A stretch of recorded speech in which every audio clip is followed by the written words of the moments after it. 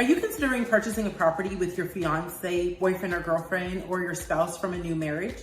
Well, you definitely don't want to miss this video, because as a previous law clerk for 8+ years, I'm going to be going through some things that you will definitely need to consider before purchasing a property with someone else.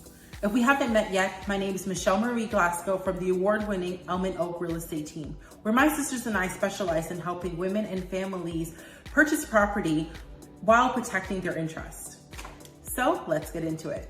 One of the first things that you want to do when purchasing a property is ensure that you speak to the right professionals to make sure that your interests are protected. Ensure that everything is outlined and agreed upon in writing. That will eliminate any disputes in the future. In a perfect world, there will be no disputes in the future, but we must protect ourselves by preparing for the unforeseen future of things that may happen to ensure that your interests are protected.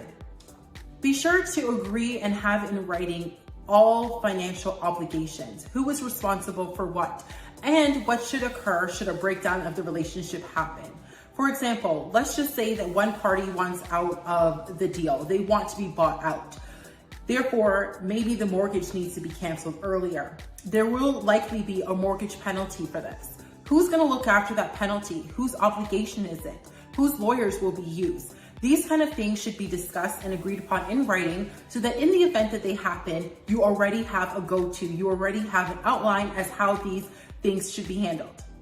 Another consideration that you want to discuss with your lawyer is how title will be taken. In Ontario, there are generally two ways that you take title, as joint tenants or tenants in common.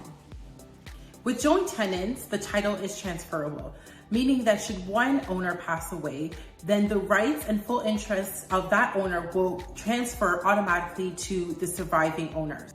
This type of ownership is common with married couples. However, we will discuss this in further detail shortly. With tenants in common, each owner keeps their percentage and interest in the property. For example, let's say there are two owners as holding title as tenants in common, and each owner owns 50% interest in the property. Should one owner pass away, their 50% stake in the property remains with them, as in it passes down to their estate and will be dealt with in whatever manner that their will indicates.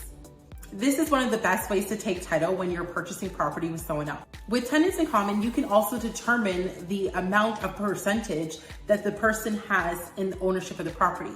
For example, let's say if one owner only puts down 30% of the down payment.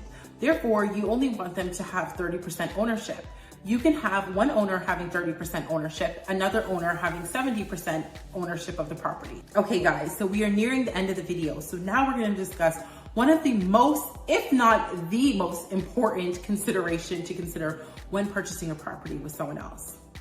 Most people think that when you are married, the best and only option to consider when taking title is as joint tenants.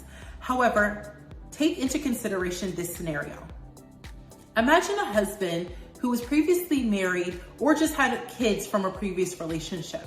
He now is about to remarry and purchases a property with his new wife as joint tenants. Now, if you recall, with joint tenancy, should one of the owners pass away, then the full rights of that person's ownership transfers to the other owner or owners. So now let's imagine that after some time that husband passes away, and after some time after that, the wife decides to remarry. Remember, she now has full ownership of that property. But she then decides to sign her new husband on as joint tenant of the property. In this instance, the first husband now has no rights or no interest in the property at all, meaning that there's nothing to be left for his children in regards to this property. And should that wife pass away, the full interest of that property will now pass to the new husband, meaning that again, there will be nothing left of that property for the first husband, even though he was the first purchaser. In these cases, this is why it is essential that you speak with your lawyer about what is the best way to take title to protect your interests. Had the husband had purchased the property as a tenant in common with his wife, his 50% of the property would remain with his estate and be able to be passed down to his children. And as I mentioned before, having a will further protect his interest, as the 50% ownership stake that he had in the property would be dealt with as according to his will.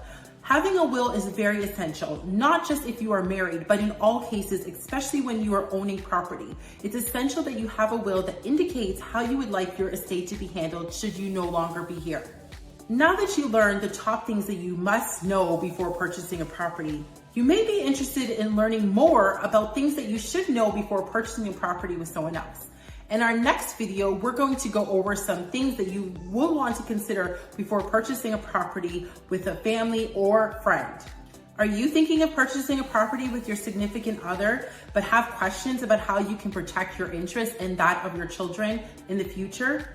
Definitely contact us. We work with a great team of professionals that are the best in the game at ensuring that your interests are protected. Our contact details are in the show notes below. Until next time, see you soon.